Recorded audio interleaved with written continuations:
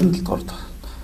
Радиус нь 4 байх тойргийг багтаасан тэгшүнцэг трапезийн хувьд их багс өрөөдийн зөрөө 6 болвол периметрийг олоогч.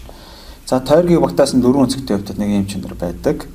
АВ тал дээр нэмэх нь СД тал нь тэнцүү, АД тал дээр нэмэх нь ВЦ байдаг.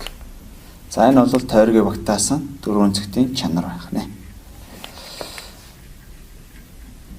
Эсрэг орчих талуудын нийлбэрүүд нь хоорондоо тэнцүү байдаг.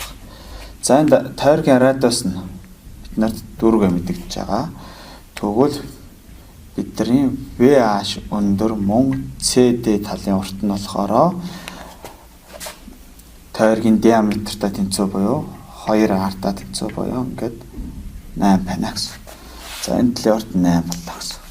Одоо тэгвэл бидэрт их багс өрөөдийн зөрөө AD SVC каст нь 6.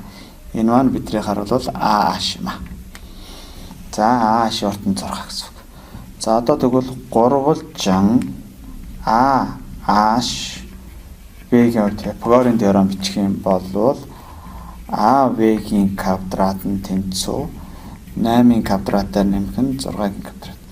Энэ тэнцүү 64 дээр нэмэх нь 36 тэнцүү 100 байна гэсэн. Ингээд эндээс AV тэнцүү 10 гарч байна. За энэ талын урт энэ талын урт нэ. За тэгвэл чанар 9-оор AV-ийн урт дээр нэмэх нь CD-ийн урт маань 10 дээр нэмэх нь 8 буюу тэнцүү 18. Тэгвэл бидний PAVCD периметр маань AV дээр CD-г нэмээд дахиад AD нэмээд VC-г нэмсэн тэнцүү.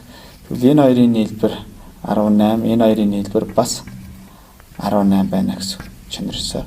Тэгвэл энэ дээрээс периметр нь 36. 36 гэдэг чи A хэрүүлт байна.